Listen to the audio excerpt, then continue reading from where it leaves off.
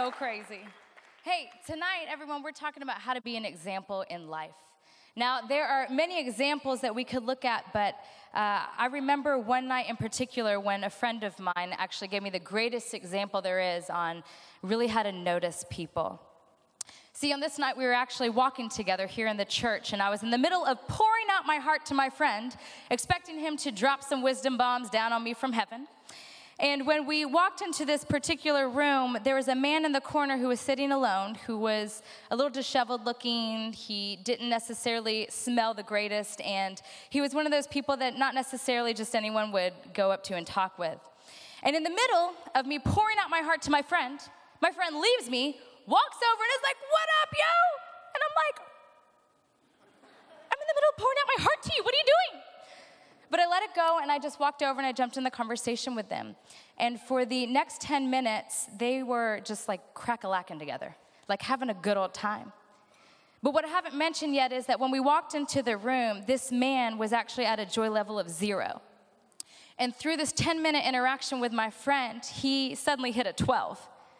And when looking at this man, you would look at him and think, okay, well, he probably doesn't really have a lot in life right now to be joyful about, but he's at a 12.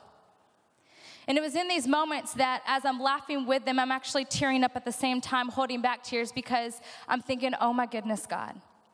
When I walked into this room, I was so thinking about all my own stuff right now that had I had my way, we would have just continued walking on and we never would have had this conversation. He never would have had the value instilled in him that he did, and he never would have felt the joy that he did in those moments. And so that was when I prayed and I said, God, please don't ever, ever, ever, ever, ever let me be that person ever again who would be so all about myself that I would miss all the people around me that were in need. 10 minutes off of myself. You know, in prepping for this over the last few days, I was just thinking I could just give them one story about myself, about being the greatest example ever, and just kind of walk off stage and be like, everybody be like me. But I thought again about it, and I was like, you know what, we'll just include a little more support from kind of the greatest example ever of everything that is good in life, Jesus. So let's actually just take a moment to also look and see how Jesus notices the one. In Luke 19, it says that Jesus entered Jericho and made his way through the town. There was a man there named Zacchaeus. He was a chief tax collector in the region. Now listen, whenever it is mentioned in the Bible that someone is a chief tax collector, you need to know that they're only mentioning this because they just want you to know that he's full of all kind of sin, all kind of deceit. He was just playing real dirty with people's tax money. So it says that he tried to get a look at Jesus, but he was too short to see over the crowd. So he ran ahead and climbed a tree, waiting for Jesus to pass that way. And when Jesus came by, he looked up at Zacchaeus and called him by name and said, Zacchaeus, what? The Holy One of Israel calls this man full of all sin and deceit by his name. Now listen, if Jesus would have stopped right there and just said, Zacchaeus, like this would have been an amazing day for Zacchaeus. Because here it is, Zacchaeus is like, what? You just called my name? He didn't call your name. He didn't call you. He didn't call you, or you. Boss bragging rights, he called my name. Talking about me, chief of all sin, my name. Could have walked off like a boss. But listen, that's not the end of the story because Jesus didn't just say, Zacchaeus. Jesus always takes it a step further. He said, Zacchaeus, come down out of that tree because tonight I'm going to be a guest in your home.